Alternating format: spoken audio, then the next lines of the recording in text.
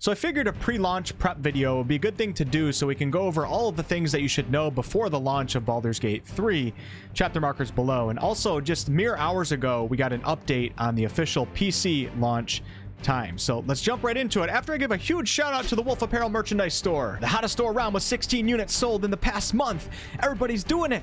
Actually, 16 is not that much, so most people aren't doing it. What the hell, man? Link below. So let's start off with the big news, and that is the launch times. Now, a friendly reminder, this game is releasing on August 3rd. For PC players, there's no 72-hour early start like Larian had initially planned. All of us will be playing on August 3rd. PlayStation players, it will be on September 6th, but if you end up pre-ordering the digital deluxe edition, you get to play Act 1 72 hours early, and we don't have any news on Mac or Xbox right now. Mac is confirmed, but we just don't know when it's coming out for Mac, and Xbox, we're waiting for that launch announcement. We haven't gotten one yet. Also keep in mind, we know nothing about preloading the game right now. We know nothing. So I'm assuming right now that we're not going to be able to preload it, and we're all going to be trying to download the game at the same time on August 3rd. So be prepared for that. Steam will probably crash. So if you end up taking the day off from work and you think you're going to be playing all day, that might not end up happening. And also, this is a huge game, so if you don't have the best internet, it might take you several hours to download. You're looking at around 150 gigabytes. Taking a closer look at the PC global launch map here, the first thing I want to point out is that the Hobbits will be playing on August 4th, so keep in mind, look at this map closely. So I guess not everyone is on August 3rd. Pacific time, 8 a.m. Eastern time, 11 a.m. 4 p.m. in Dublin, 5 p.m. in Ghent. Saudi Arabia is 6 p.m. I believe, and then India would be 8:30 p.m. I did a little bit of conversion for you guys because there's a big blank part of the map right here. And from what I understand, this is for the Steam and the GOG store, but if something changes, I will update the pinned comment down below.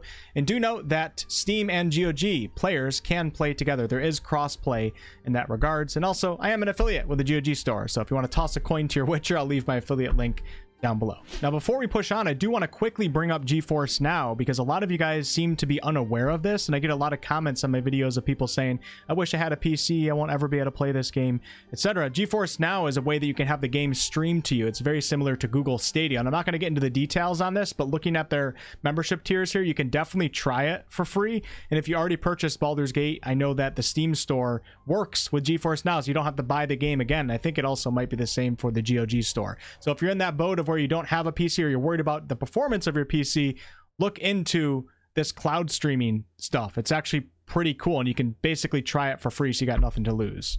Now, on a similar topic, some of you are probably wondering if you should keep Baldur's Gate 3's early access installed on your computer. And the answer to that, according to Sven, is it probably won't help you at all with the main installation. The main installation files are going to be so different, you're basically going to be re-downloading the entire game. So if you want to uninstall the game, go ahead, and also let me show you how to get rid of your save files. Most of you guys will be able to follow this path. If you go to My PC right here, then you click on your main hard drive, go down to Users, go into your username, then into App Data, into Local, and then scroll all the way down to Larian Studios, and then click on Baldur's Gate 3, and then click on Player Profiles. I'll put this in the description. These are your actual saves that you have in early access, so you might as well clear those out as well. Get them off your computer. Early access saves do not carry over to the full launch, so everybody will be starting a new character on August 3rd or maybe August 4th, depending on where you're at. Now, one thing that I really want to make clear here is everybody should check their graphics card drivers, their GPU drivers. And if you have an NVIDIA graphics card, you simply go into the GeForce Experience app, then click on Drivers right here, and then make sure that your GeForce Game Ready driver is updated. Make sure that it says you have the latest GeForce Game Ready driver. And you can also check for updates by clicking on that right there. One of the biggest reasons why people have performance problems with games, and many times they'll blame it on the game itself, is simply because their GPU drivers are outdated. Now, you can set these to automatically update, but sometimes it doesn't happen, and some people don't have that setting on. So make sure your GPU drivers are ready to go. And then also, on a similar topic, talking about game performance, when you click on Baldur's Gate 3, and I'm assuming it's going to be the exact same when the game officially releases, up will pop the Larian launcher. It's supposed to pop up. Oh, apparently I already have. There it is. Okay, so this will pop up when you actually click on Baldur's Gate 3. It doesn't start the game right away. You get the Larian launcher, and you notice right here underneath the play button, you can switch between Vulcan and DirectX 11. Now these are APIs, application programming interfaces. Don't really quite understand it, but basically what these things do is they help your game communicate with your graphics card. Now Vulcan is newer and it can offer your PC increased performance, but it's not meant for all PCs. It may come at the cost of losing stability. DirectX 11 is older, but this might work better for you depending on your current PC. So if you end up having problems while you're playing Baldur's Gate 3, after you make sure your GPU drivers are up to date, come in here and switch it from Vulcan to DirectX, or switch it from DirectX to Vulcan, and this may solve your problems. This solved a lot of players' problems in early access. All right, now let's get into what version of the game you have or what version that you want to buy. And let's first start off by making sure this is cleared up completely. If you bought the game already on PC, whether you played early access or not is irrelevant. You are getting a free upgrade to the digital deluxe edition of Baldur's Gate 3, which is a $10 value. You don't have to do anything. It's going to upgrade automatically. So if you buy the game, if you pre-order it, if you play early access, doesn't matter. As long as you get it before the game comes out, you get that free upgrade. It's not the same for PlayStation though. PlayStation's a little bit different. The base game is $69.99 and then the digital deluxe edition is $79.99. If you buy the digital deluxe edition, you end up getting 72 hours early access to Act 1. So the free digital deluxe edition is only for PC players. I think it's Larian's way of saying thank you to people that participated in the early access. Now, personally, I don't care what you do, nor do I really even care what your opinion is on pre-ordering and all that. That'll be for a different video. But I am going to tell you what you get with your upgrade, and many of you guys, including myself, are playing early access, so we're getting that free digital deluxe upgrade, and some of you might be buying it on PS5 or after release because you want to wait for reviews or whatever. So the digital deluxe edition comes with everything that you see right here except the top line. So the top line says exclusive collector's edition dice skin.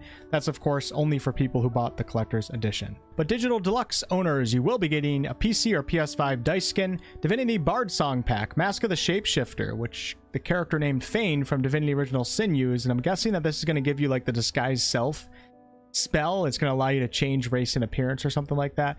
Cape of the Red Prince, Lute of the Merryweather Bard, Needle of the Outlaw Rogue, the Bicorn of the Sea Beast, paintings from Rivalon, and all of these are of course references to Divinity Original Sin, Larian's previous CRPG series. So to some of you guys these will be really cool. Other of you guys will have no idea what they even are, what their significance is, but it looks like a few of them have like some extra uses to them that will be quite fun to test out. And then everybody's gonna be getting the Adventurer's Pouch, which is gonna start you with some potions and camp supplies, but don't get the digital deluxe edition or the collector's edition just for the Adventurer's Pouch. Trust me, you don't need it. There's gonna be plenty of that stuff in the game, but I guess it's nice to start off with if we're getting it.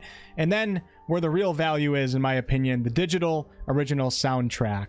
Can't wait to listen to that. Also a digital art book and digital character sheets. So the $10 value, in my opinion, is just right there alone. I'm excited to look through or listen to the soundtrack and look through the art book. Now, those of you guys that purchased the collector's edition, you got it because they are currently sold out now for PC and PS5. If we go ahead and click on them right here and hit pre-order, you'll notice that it says currently out of stock, but there is a notify me button. But according to Sven in the latest panel, it sounds like they're not going to be restocking anytime soon. What we should talk about with the collector's edition though, for those of you guys that did pre-order it, it should make it to you around August 31st, but the code for the game that comes with the collector's edition should have already been sent out. So make sure to check your emails, and in that email you're going to have 3 codes. You're going to have a base game Steam code, you're going to have a digital deluxe upgrade code, and also a collector's edition dice upgrade. Now, most people that are buying the collector's edition already have Baldur's Gate 3, so you can take that base code and the digital deluxe edition code and give it to a friend or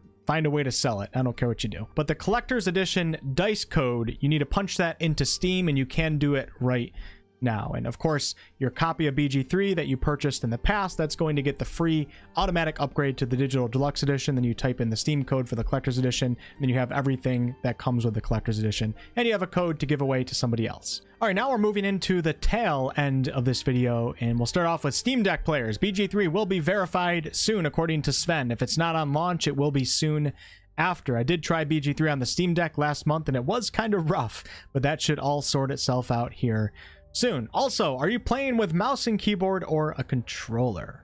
On PC, you can play with either or. So if you want to see what the controller interface looks like, Larian did drop some footage back when they announced the PS5 version of the game. I'll leave a link to that video down below. If any of you have played Divinity Original Sin with a controller, please let others know how that experience was. I do remember playing Act 1 of DOS 2 on my PS4, and I remember that it worked pretty good. Now clearing up confusion with multiplayer. So BG3 has online or local co-op, and you can also do 2-player local split screen. This game also supports drop-in and drop-out co-op. So if you're 10 hours into a run and your friend wants to play with you, if you enable the setting, that friend can actually just drop into your game and take control of one of your characters. Now also, crossplay has been confirmed for Steam and GOG and Mac, but it has not been announced for console to PC. So PS5 to PC, as of right now, we don't have any information on it. With that said, cross progression has been confirmed, so you will be able to play on PC and later pick it up on PS5 and play the same character. You will likely have to have a Larian account for this though, but we'll have to wait for more details. And don't forget, you'll have to buy the game twice if you're playing on PlayStation and also PC. And the last topic of discussion for pre-launch prep is start planning your character. So race, class, subclass, you're gonna multi-class.